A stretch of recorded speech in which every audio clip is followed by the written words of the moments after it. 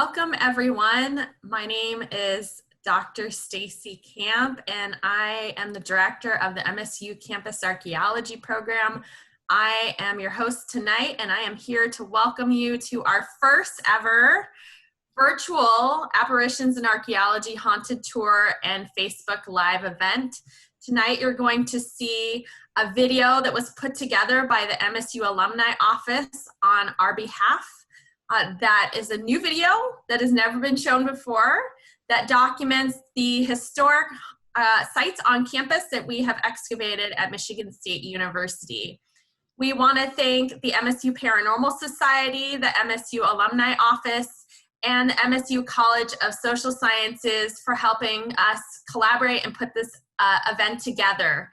So now we will preview those videos, and thank you so much for joining us tonight. We look forward to hearing your questions after we show these videos. Something terrifying is coming to campus. And it's right around the corner.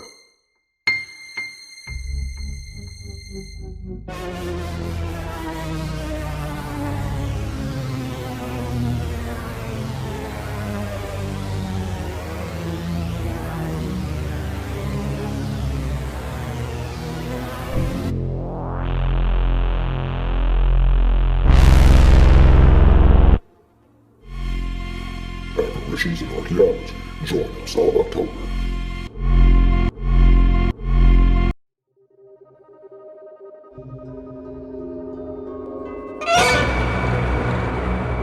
Welcome to the Apparitions in Archaeology Tour. This central area of campus has a long and storied history. We start our tour at the location of the first building on campus, College Hall.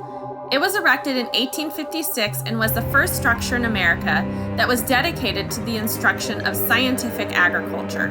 College Hall was plagued with problems from the start, but it was not until the early 1900s, when the college began to transform the building into a student union, that the extent of poor construction became clear. On August 12, 1918, a portion of College Hall came crashing down as the band played the national anthem at a war trainees' retreat. In October of 1918, the college decided to build an artillery garage on the foundations of College Hall. An alum was upset that such a structure stood where the original college building was located, and in 1928 paid for a memorial structure, which we now know as Beaumont Tower. The tower itself was constructed where the northeast corner of College Hall once stood. Some of the foundation walls for the original building still exist underneath the sidewalks. In the fall of 2009, the Campus Archaeology program tested areas north and south of Beaumont Tower. Once old sidewalks were removed, the Campus Archaeology program discovered the foundation of College Hall. In addition to the College Hall foundation, cinder pathways used by students in the earliest days of MSU were revealed in the test excavation units.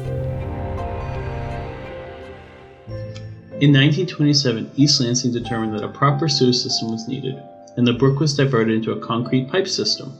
In the winter, when it snows, it is still possible to identify the underground brook, as the warmth of the water melts the snow immediately above it. Archaeological work has revealed a number of important sites on MSU's historic campus. This is the location of an indigenous North American site that Cap dated to be around 5,000 to 3,500 years old. We found evidence of a substantial fire pit, as well as some distinctive tools used during this period. This is also an area we have found refuse or trash from the earliest campus occupation in the 19th century. A number of odd artifacts have been found, including the heels of someone's shoes and a cluster of human hair that appears to have been thrown out.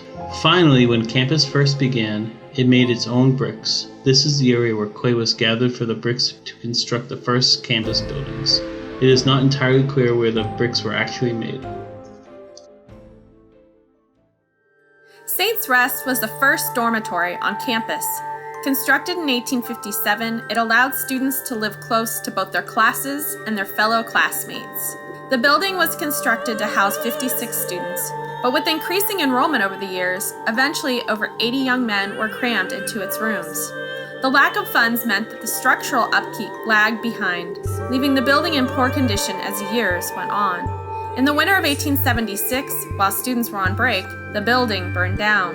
The foundation was filled in with debris and its location marked only by a small stone plaque. In the summer of 2005, the Saints Rest Dormitory underwent extensive excavation as part of a field school conducted by the MSU Department of Anthropology. The extensive excavations uncovered several building walls and a myriad of artifacts, including hardware such as stoves, hinges, and doorknobs. During the excavation, archaeologists determined that the fire likely started in the basement, where construction tools were found burned in place, suggesting that an unattended lamp or heater may have been to blame for the blaze. Perhaps most importantly, this project prompted the establishment and creation of the Campus Archaeology program. In 2015, a privy associated with the Saints Rest Dormitory was discovered and excavated by the MSU Campus Archaeology program.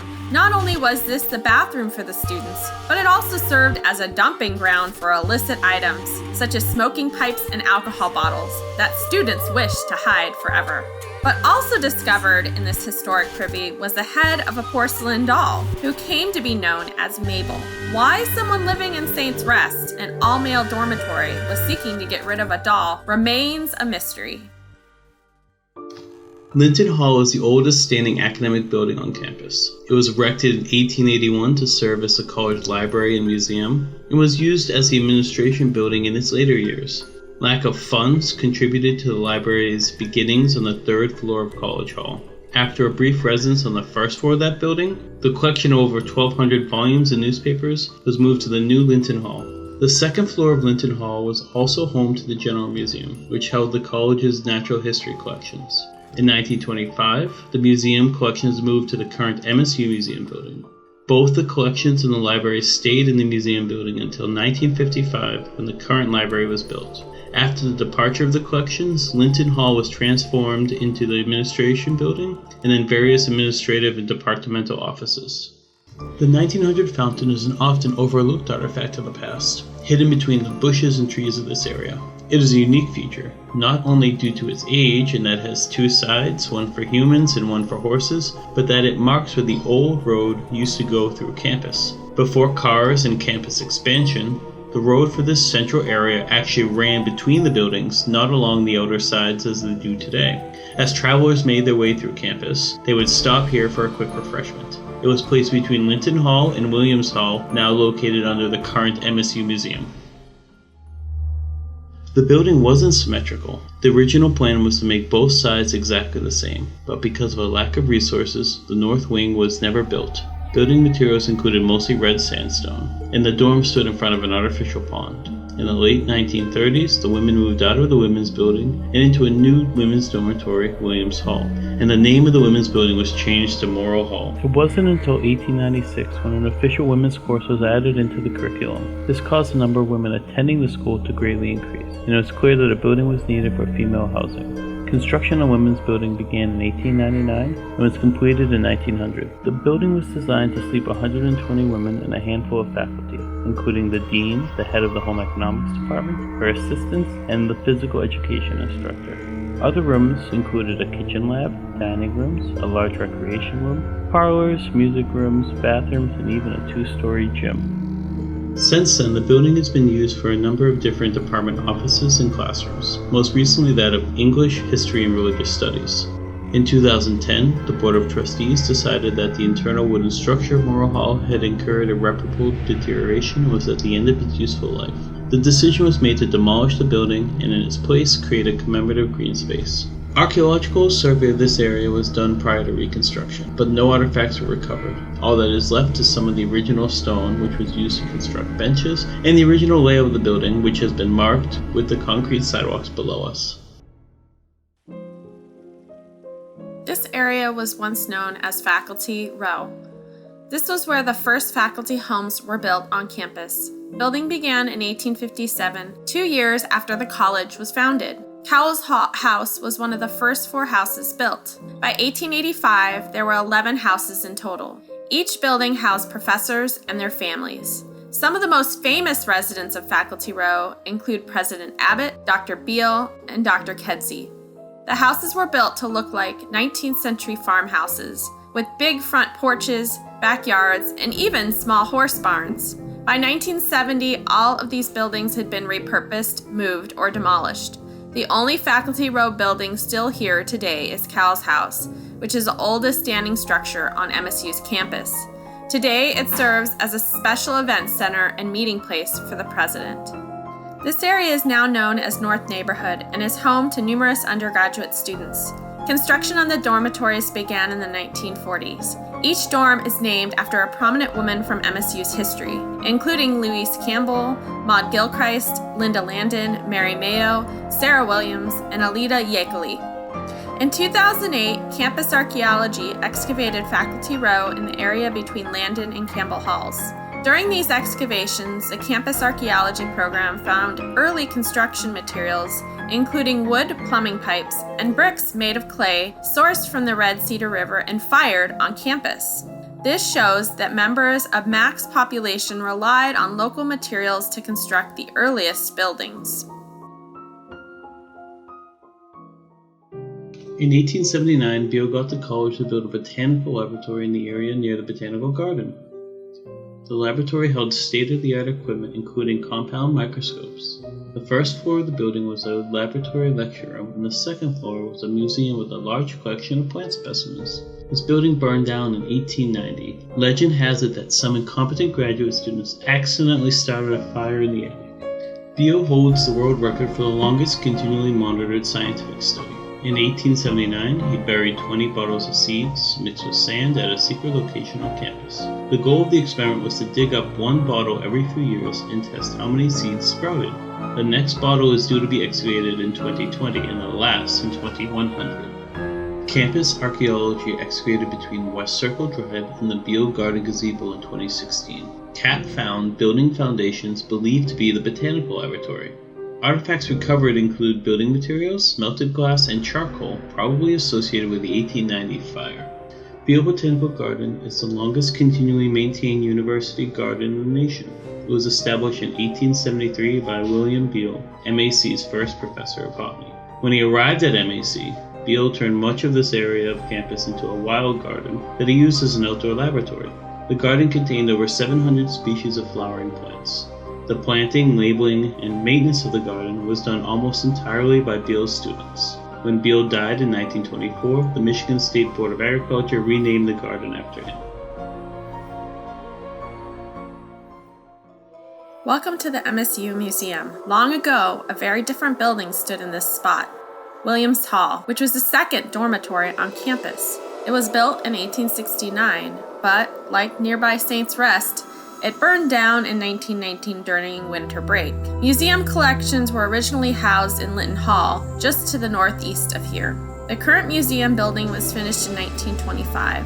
Until 1994, the basement of the museum housed some of the archaeology offices and labs. Although limited archaeology has been done in the immediate vicinity of the museum, just to the west of Beaumont Tower, a small archaic campsite dating to between 3000 and 500 BC was discovered and excavated by Campus Archaeology in 2010 and 2011. It is the only intact pre-Columbian Native American site known on campus and continues a long tradition of research focusing on ancient Michigan sites by MSU archaeologists. Are there any ideas for new sites to be added to the haunted tour? Yes. Yeah, so one of the sites we've actually been thinking about is the vet lab. We're thinking about that because there has been a lot of archaeological remains found there and some pretty spooky ones, including animal bones. One of the main considerations that we have is if it's within distance and accessible for our walking tour.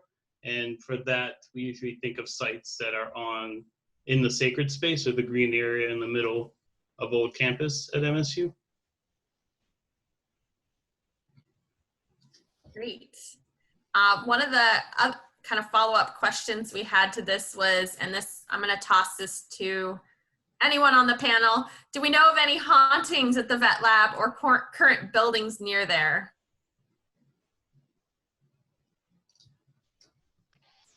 I don't know anything about the vet lab, but I know plant soil sciences. I've had friends who have had experiences in that building, seeing people walk by and then having them just disappear.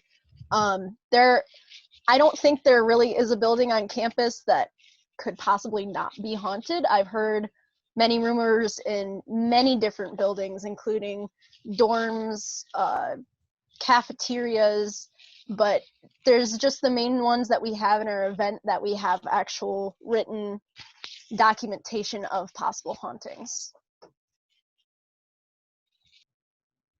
Great, thank you. Trying to see if we're getting any questions from our attendees.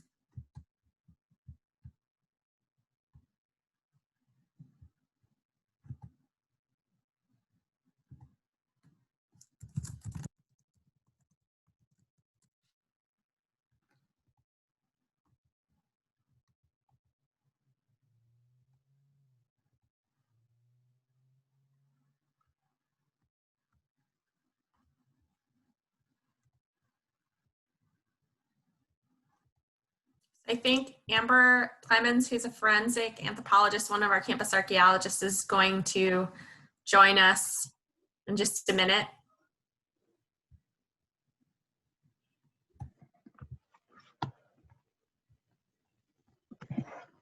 Hello, everyone. I'll just start feeding some questions that we previously had entered before the event. We gave people the opportunity to submit questions early, so I can just start giving you guys some, and as we get some coming in the Q&A, we'll give you those too. Okay, so let's see. One of our questions is, why does campus archaeology put on the tour, and how did it begin? And why does what does the Paranormal Society do?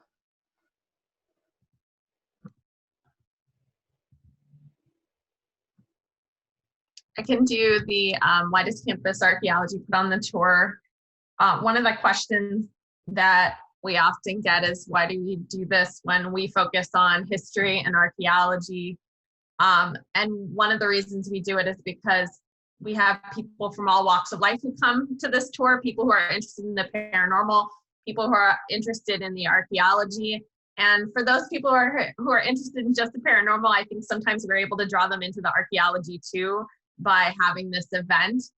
It started in 2013, and what's really neat about that is that graduate students who are part of the PhD program in anthropology here at Michigan State University were the ones that helped come up with this program. And we were really lucky that the MSU Paranormal Society, which is an undergraduate student group, wanted to help us out and collaborate. So I think it's also a fun collaboration with them.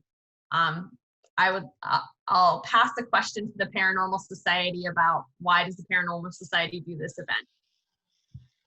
So one of the big reasons that we do this event for Paranormal Society is not only does the event attract people outside of campus wanting to know more about the archaeology and the hauntings on campus, it also draws in students who are interested in that sort of stuff as well and want to join our club.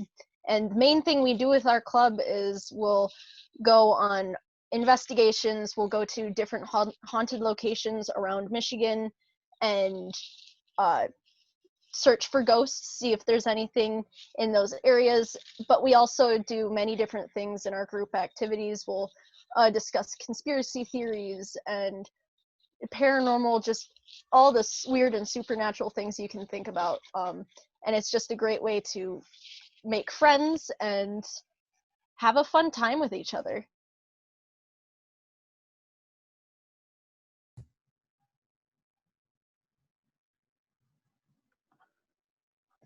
Thank you all for answering that question.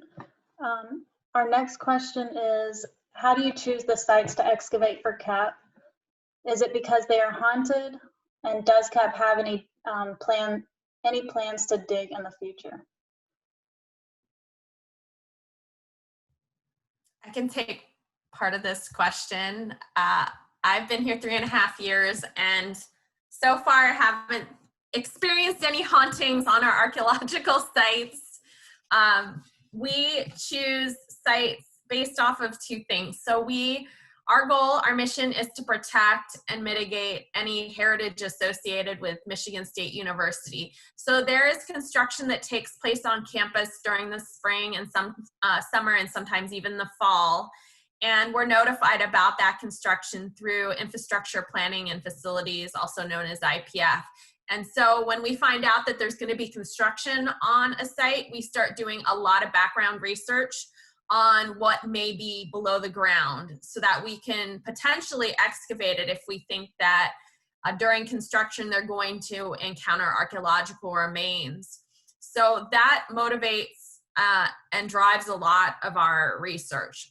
Even during construction, we're out on a project monitoring to make sure that they're not encountering any archaeological sites. And in fact, this past summer, they hit an archaeological site on Service Road, and we were working during the pandemic to monitor that and collect artifacts from that site, which we're excited to be sharing in the coming year on our social media. The other part of what we do is we run an undergraduate archaeological field school every other year. It's supposed to be next summer. We'll see if we can do that due to COVID. And that's something that we have more control over. So we try to choose sites that we know are unique to MSU's history. We talk about it as a group and try to figure out where we're interested in studying. We haven't used the paranormal to drive our research questions yet, but we're certainly interested in the history of places that people are very interested in on campus. I don't know if anyone else on the panel wants to add to that. They're welcome to. We have a lot of experienced campus archaeologists on our panel. Yeah, I'll add something. So I've been on with Campus Archaeology for a while now, and a lot of the times we aren't actually excavating at sites. So every summer, IPF does a lot of construction with sidewalks, and so a large portion of our digs are actually testing all the sidewalks before they lay down new concrete. And so sometimes we do find sites that are right by those sidewalks. I think it was a couple of years ago we found what turned out to be kind of they were building up the banks of the Red Cedar, and so we found some old. They're building it up with trash, and so while we were doing some excavations right by some sidewalks, we found some old lantern bases and pieces of pipes that dated all the way back to the 1870s with patent dates on them. And so a lot of times, yeah, we aren't actually excavating sites. We're just doing stuff where construction is going on, whether that's a building or not a building, or even in an area that we've seen before. Thanks for adding that, Jack.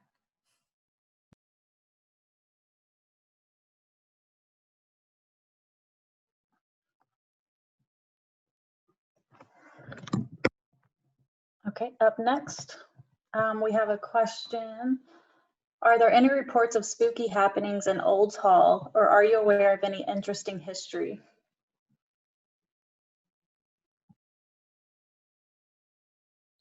Which hall was that again? Olds Hall. Olds Hall. I have not heard of anything happening in there. The main few that I have heard of have been wonders and I can't remember what the other one was, but it's one of the ones over in East Campus. I'm not over there often, so I can't remember the names of them. It may have been Holmes, but yeah, there's always the possibility.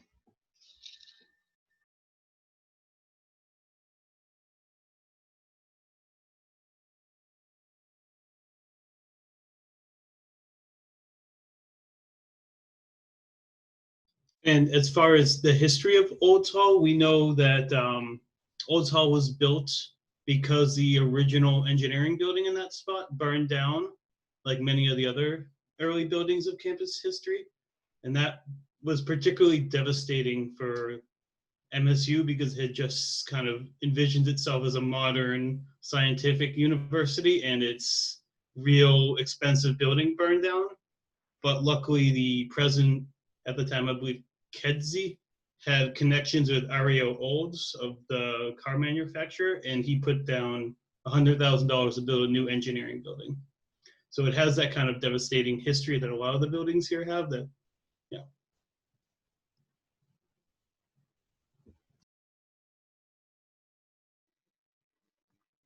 Awesome, thank you. Next question.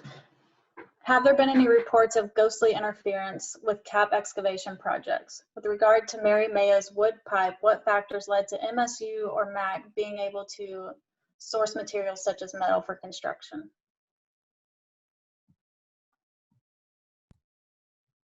I'll take the ghostly interference question. Not to my knowledge, although Jack's been here a while, so maybe he has some stories. I do not. I find the history of the site, some of them heavier than others. Right now, we are working on Spartan Village, which may be under construction next year.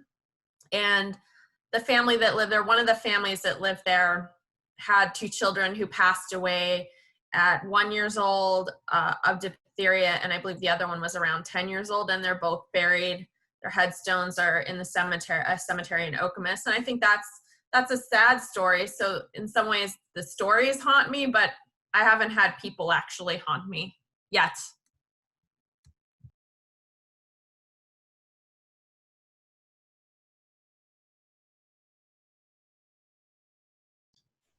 I think we have some knowledge about why they switched over the pipes from the wooden ones over in Faculty Row and later the area of the women's dorms. It's because they found out, even though the wooden pipes were supposed to be cheaper, they ended up harboring a lot of bacteria. And so after the increase in funding after the Second Morrill Act in 1890, the university was able to invest in better infrastructure, including cast iron piping, which was safer than the original wooden pipings. And if anyone has anything to add about that. One kind of interesting fact about those wooden pipes is that though they were used nationwide, they were actually made in Bay City, Michigan, and during other construction projects in Detroit, Lansing, and I think in another small nearby town, they found those same Wyckoff wooden pipes that were really popular for a very brief amount of time until they realized that it was bad for your health. But kind of cool that it was a Michigan industry that kind of that blossomed out throughout the rest of the U.S. for a very brief period of time.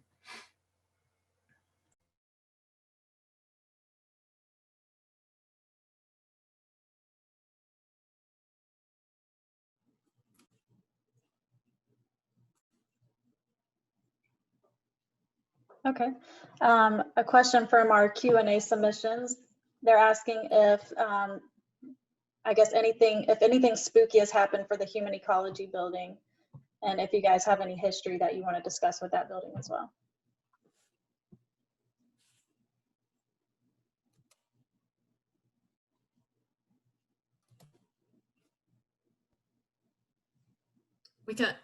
Does the MSU Paranormal Society have any spooky stories with that building?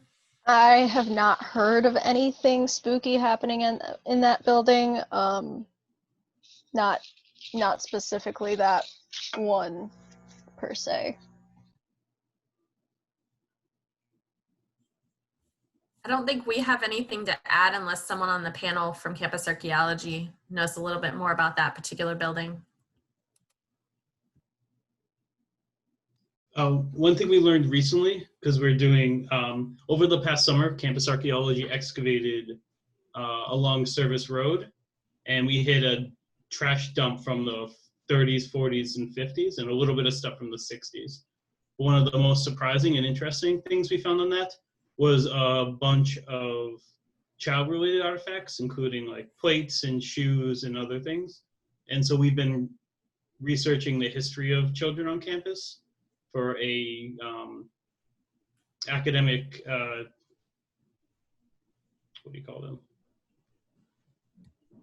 Presentation. Thank you. And so we actually found out that the place of the human ecology building now is where the original home economics building was in the 30s. It was built in 1920s. It was built in 1924, and in 1927 they opened up a small nursery there. And so that's one thing we do know about human ecology that I don't think we knew too many years ago. So we're always learning more about the history of MSU. Awesome, thank you. Next question from our previously submitted questions will be, what is the coolest thing you found on campus?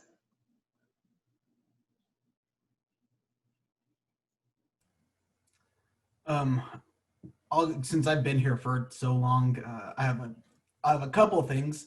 Back in 2016, we dug around at an old building that used to be there called Station Terrace, which was kind of smack dab in the middle of the Abbott median. And we found some old leather shoes or some soles of shoes that were that kind of dated to the early 1900s. And for a brief time, that building that was there, Station Terrace, acted as bachelor faculty housing. And so we thought it could have been some professors' old shoes that they left in the basement after the building switched over. But probably the coolest thing that I think we found is, or these that I've helped excavate, is a couple years ago, whenever they were doing some, they're realigning the streets over kind of by Fee Hall and that section. The construction crews came across what turned out to be an almost perfectly preserved cow skeleton that it turned out to be like an old cow, like it was old in age, and so it wasn't like a beef cow or anything like that. So it was in the area where there were tons of farms. They they had a sick cow, and we had somebody confirmed that cut marks on the ribs were the result of a necropsy, which happens when an animal dies unexpectedly. So it's like, for humans, it's autopsy. For animals, it's necropsy. And so someone's beloved cow got sick and died, unfortunately. And so they performed a necropsy and then buried it out in that area, which I think at the time would have been just pasture. So that was really cool because it was an entire skeleton. And I wish we could have been able to excavate slower, but they were honest to get through it. So we pulled out and excavated an entire cow skeleton in about 6 hours, which was very, very quick. But that was one of the coolest things that I've personally found on campus.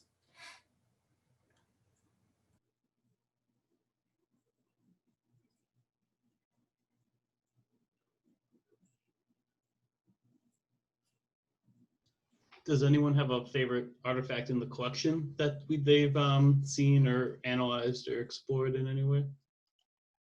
So I'm Emily, I'm new. I haven't excavated with CAP yet, but I'm working on our collections from a service road excavation from the summer. And one of the things that came out of this was a really creepy doll that's been like smashed, and it's made of plastic. And as I was doing the research on it, I discovered it's a celluloid doll. So it's a kind of doll that was made in the 1930s and 40s, but it's a highly flammable material, which is why it went out of use. So I just thought that was a pretty fun thing that children used to play with.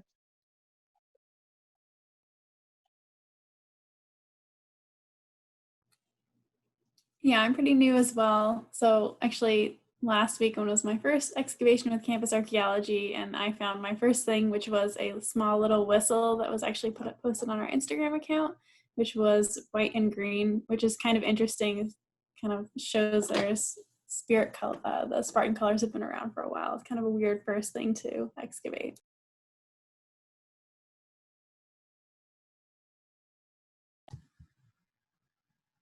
I'll add mine. I have a lot of different things that I like in the collections, but the thing that comes to mind from the service road excavations, I know we're all mentioning it's because there's a lot of artifacts from there, but there's a really cute little bunny creamer that we found that's associated with children, and that I thought that was just kind of a unique object. It's ceramic and it's got rabbits all around it, and it is on our social media.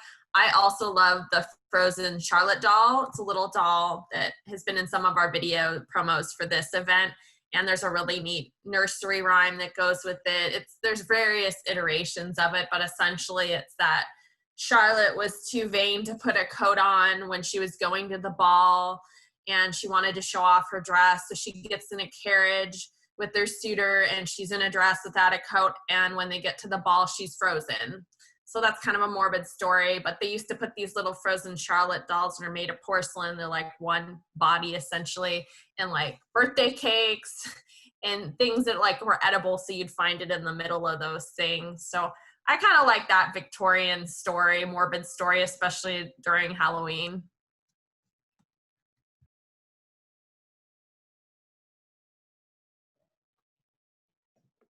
I have to say, I think the alleged possum's my favorite. So we have a mummified possum that stays in our lab, and we carry him around to all of our outreach. And I believe he was found in the wall, right, of one of the buildings. Yeah, he was found in the walls of Cook Hall. Yeah. While they were doing construction, I think 2 summers ago, yeah. And we have a second skull, so it may have been a family of them.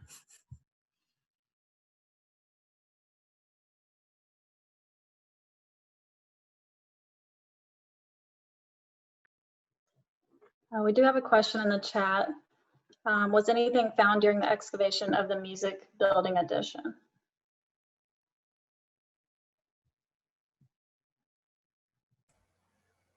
So I think that's over near Cowell's house, if I'm correct.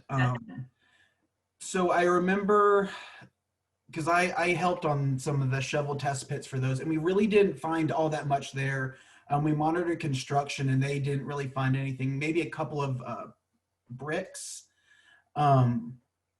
We do know that around that area a while back that there used to be a racetrack that went all through Adams Field.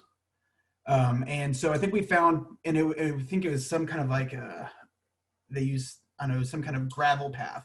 And so we think around there we hit the old gravel racetrack, or at least parts of it whenever they destroyed it. But surprisingly, even though it was like right, in the sacred space, it was surprisingly sparse in terms of artifacts.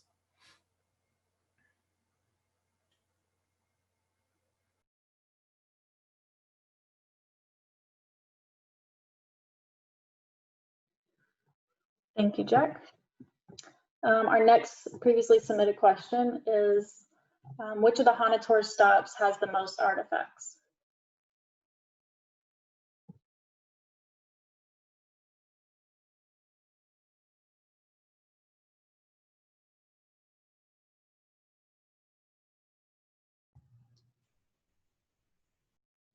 I'll take this one. So we would say Saints Rest, because that was the first big excavation associated with the MSU Campus Archaeology program. It was really the founding of our program. So there are lots and lots of artifacts that came from that excavation. And that's the first dormitory on campus.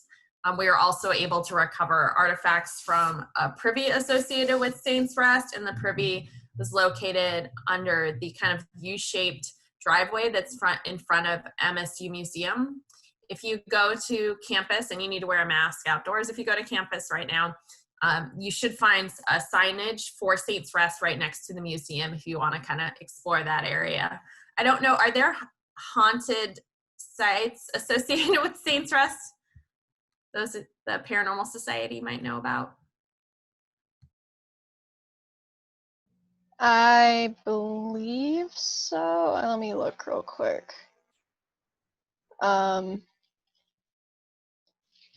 Yeah, so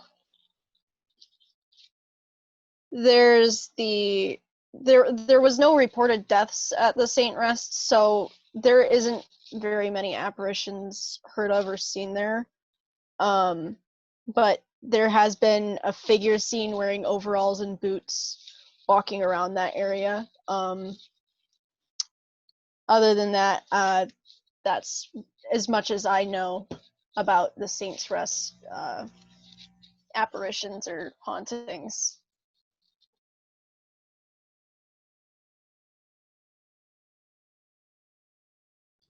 And Mabel did come from the privy as well, the doll next to our screen here, who is not just a little creepy, but there have been previous campus archaeologists and campus archaeology fellows that have had less than average experiences with the doll, but mostly it's just a very creepy looking porcelain doll that came out of that area.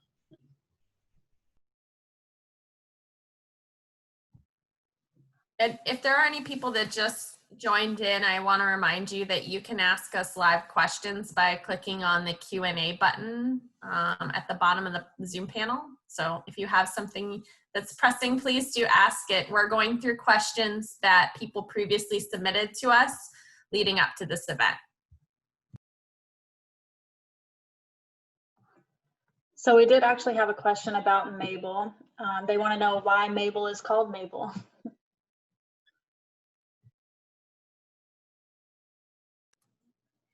I can take this one.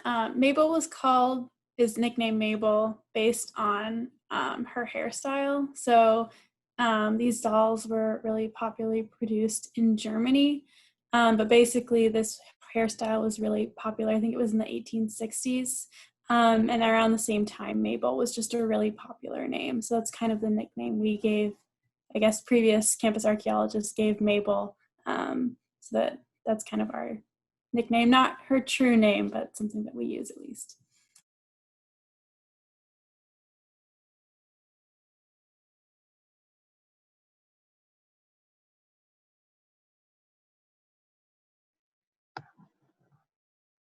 Okay, our next question. Are you planning to make any more digital events like the Haunted Tour Twine this year?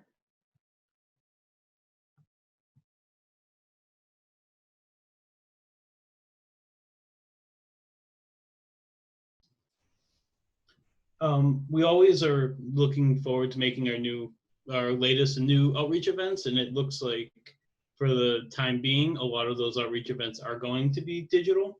So we haven't decided on our next one yet, and we haven't started planning for that.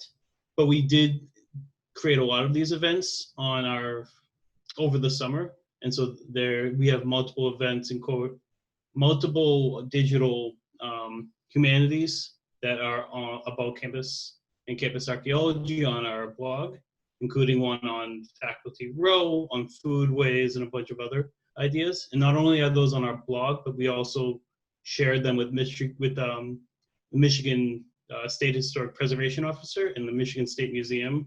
And they will be hosting a Michigan Archaeology Day and using the links generated by us and many others. So you can find them on there as well. But if you're looking for other digital outreach, you can check out our blog.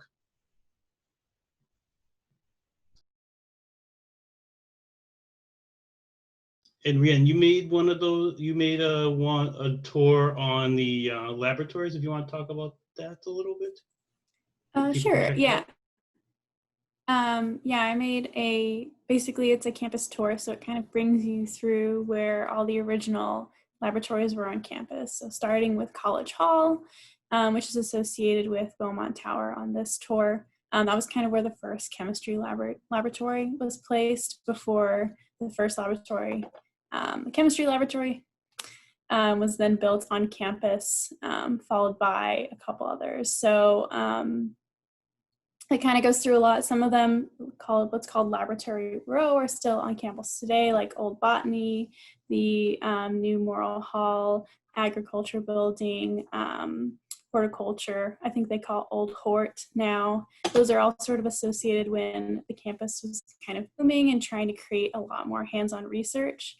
I know it's kind of written a lot in this Twine, our Haunted Tour Twine, but there really wasn't a lot of money. And so I think that they were kind of trying to produce a lot of research to sort of get ahead and sort of catch up with the curve of other universities that were better established, which is one of the reasons why, like, for example, we have such a large and long-standing botanical garden that was built attempt to try and like really take advantage of work, especially because it was a land grant and agricultural university. So a lot of that kind of is talked about in that tour, but you kind of see where each one was. For example, the vet lab that we might add in the futures on there as well. So kind of, we also have a blog series on it over the summer as well. So those are all available on our campus archaeology website.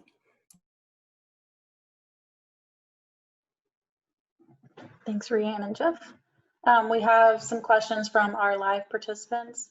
The first question is, are there any truth about the Mary Mayo hauntings? And if so, what has been seen? So I actually have some friends who have gone and done some investigations in Mary Mayo Hall. And what I have heard from them is that they have never had any paranormal experiences, and they actually disproved seeing Mary Mayo in the hall. Because sometimes people say that they'll see her pass through a window, and they went up there and there's a curtain that will move if a draft catches it sometimes. I have never personally had any experiences in Mary Mayo Hall, and as far as I know, I don't know anyone who has either. But there's always the possibility. You could just be in the wrong place at the wrong time.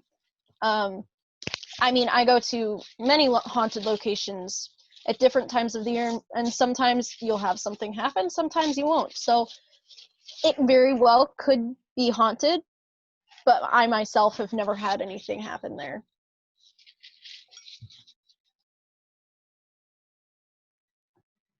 Awesome, thank you. All right, our next question is, it says, I've worked in Hannah administration building for 26 years, and I've always heard about ghosts who rides the elevator and doors randomly open and close. Is there any truth to the story? I have actually heard of this before, and I did have a friend who was in that building and did hear someone walk down the hall behind her and open the elevator doors, and when she turned around, there was nobody there. So there may be actual truth in this happening. Is there any documented proof? I don't think there is, but there is the possibility that there is a spirit haunting the Hannah Hall and using the elevators. Who knows?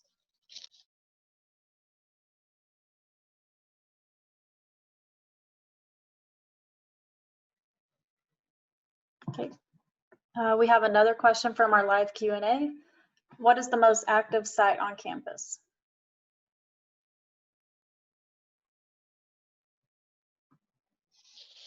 I have heard that the I'm trying to think of the building name. It's one of the auditoriums is actually is quite haunted. We have never actually gotten in there as a paranormal group to investigate it. They're usually not allowing people in at that point, or they're having construction done. So we unfortunately have not gotten to investigate it, but as far as I know, that is probably one of the most haunted buildings on campus. Yeah, which hopefully sometime in the future we'll be able to, and we'll have stories to be able to add. But as of right now, we can't get in there.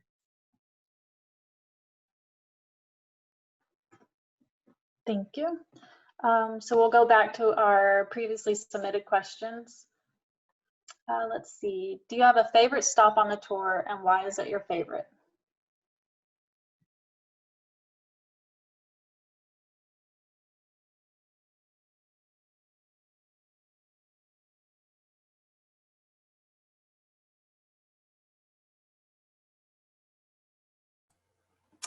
I can start. So my favorite stop is the Beale Laboratory stop, mostly because of, I think the lab was a really cool Gothic architecture building, and the history of Beale Gardens is really cool, being kind of this pioneering botanical garden in the United States, and is still the oldest university botanical gardens. And in 2016, we also did some small excavations there and found some really confusing architecture of the basement and foundations. which made absolutely no sense. Some walls jutting off at 45-degree angles. And so it just kind of adds to the eeriness of the building, which if you actually look at a picture, it kind of looks like Herman Munster's mansion. So it's, I just think that that's a really cool area with a lot of history. And I believe that Beale Gardens has some pretty creepy documented stuff happening. So that whole area I think is just really neat.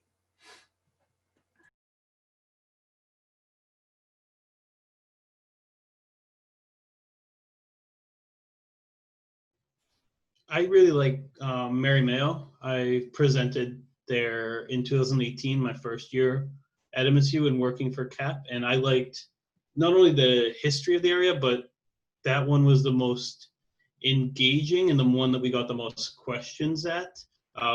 Some people asked about the archaeology and where we'd excavated there and about the infrastructure, but a lot of people were interested in the hauntings, and it seemed to bring up a lot of stories for people and pretty spooky ones. So not that I necessarily believe in any of that, but it was a really fun site to be at because of the engagement and the connection people seem to have with Mary Mayo.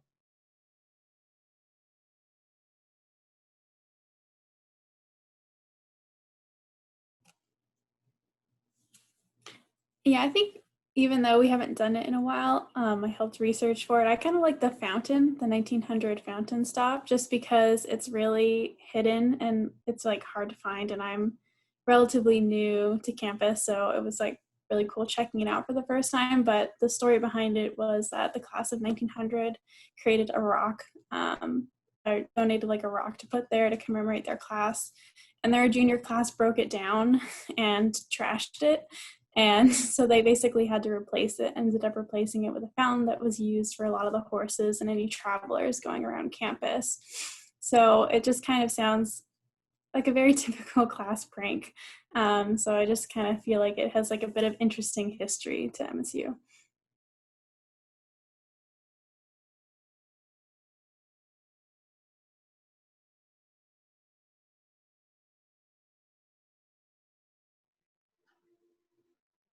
Awesome. We have a question for the Paranormal Society. What kinds of tools do you use to explore hauntings on campus? So whenever we do any investigations, we have a whole bunch of different tools that we use. Unfortunately, I don't have my tool bag with me. It's with the lead investigator of our group, and she's downstate. But of course, we use video cameras and voice recorders. But as far as actual ghost hunting equipment, we use an EMF or a K2 meter, which will recognize changes in the electromagnetic field. And the theory is that when there's a spirit or something trying to communicate, it will fluctuate the electromagnetic fields and it'll set off alarms on our gear.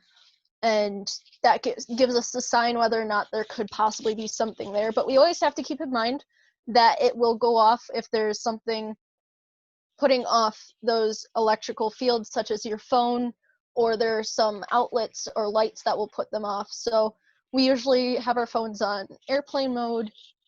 We always check our surroundings to make sure there's no electrical anywhere nearby. Another thing that we use is a spirit box, which if you haven't seen any ghost hunting shows before, it's basically a radio transmitter that will go through different radio channels at a very fast pace, making what's called white noise. And the theory behind it is some sort of spirit can manipulate that white noise into words or possibly sentences to make sounds that may be able to come across as something logical to what we're saying. And whenever we're using this, we always make sure that it's not just sounding like it's sticking on one channel of a radio, or usually we'll try to make sure that if something comes through wasn't more than one syllable, because sometimes it does get stuck on one channel and it will just hear a blip of something, and it's usually that's probably not something coming through. But if it's multiple syllables in the same voice, then there's a possibility that there's something beyond what our comprehension is that there could be something unnatural and paranormal occurring. But those are our main tools. We also use what's called a little boo buddy. He's a stuffed bear who has temperature gauges in his paws and will also play different sounds of a child's voice, like asking, hey, do you want to play with me? You can touch me. And if temperature changes when some around his paws, they'll change lights and he'll say, hey, are you making it hotter or colder? So it's a great tool to use. We'll always have some sort of temperature gauge, like a temperature gun, to be able to see if there's an actual change or fluctuation in temperature. So we have a wide variety of different things that we use. Those are the main ones. Of course, we'll have other people come and they'll bring stuff like laser pointers, full spectrum cameras. There's many different tools, but those are the main ones we use in the club.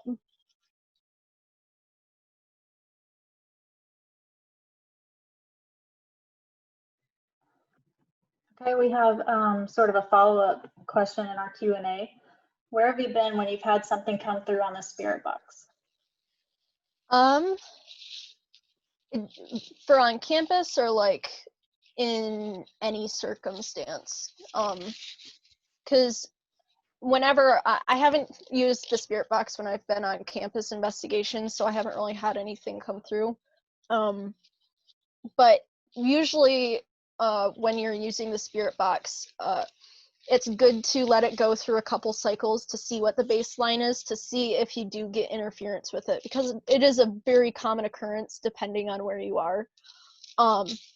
So if you do get an interference, quite often we don't usually use it. But when there's no interference and we haven't had any activity on it, it makes it that much more interesting if something does occur and there isn't like anything to interfere with those radio frequencies.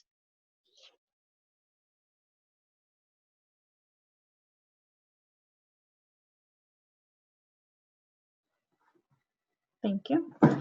So we'll ask one more question off of our previously submitted questions. Are there any plans to go back to any of the sites on the tour and excavate more?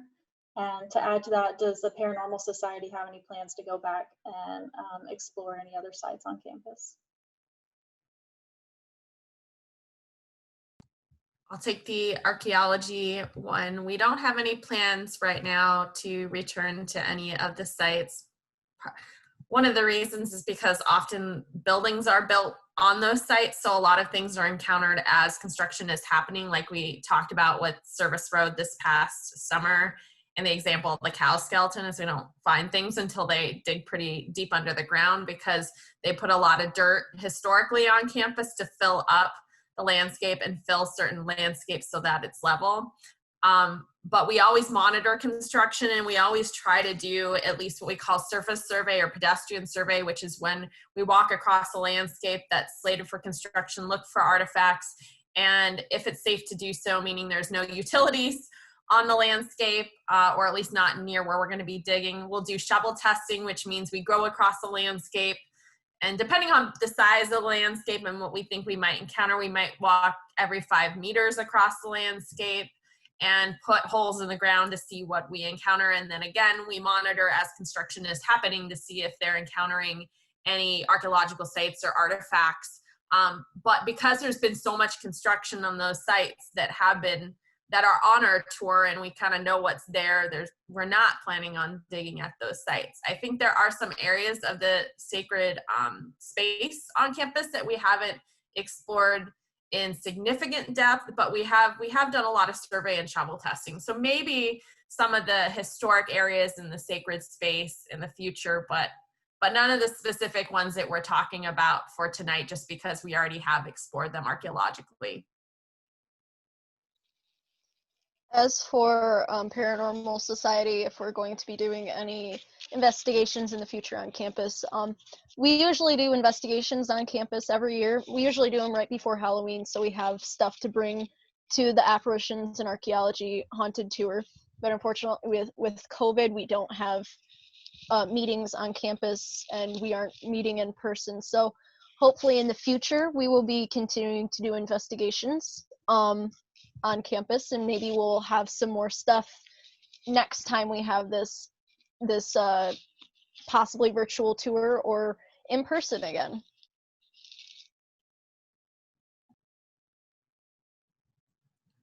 Great. So I don't see any more questions from our attendees. I wanted to thank our attendees for putting up with our technical difficulties. This is our first virtual event, so hopefully we'll get it right the next time, and we're really excited that you attended. If you have additional questions, you can find us on our social media. You can message us. You can also email us. And I know we have social media for the MSU Paranormal Society as well as for Campus Archaeology, so feel free to get in touch with us. Also, if you could, please do the survey that we sent out.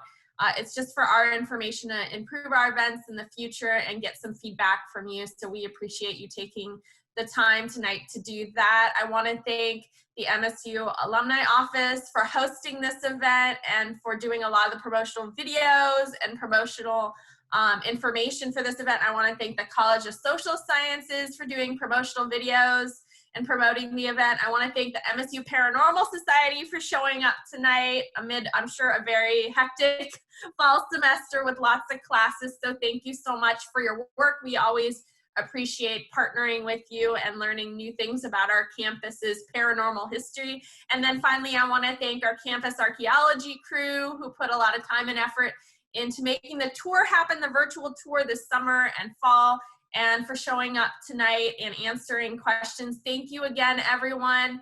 Thank you to Devontae for helping us with all these technical issues and getting this video live. Have a wonderful and safe Halloween.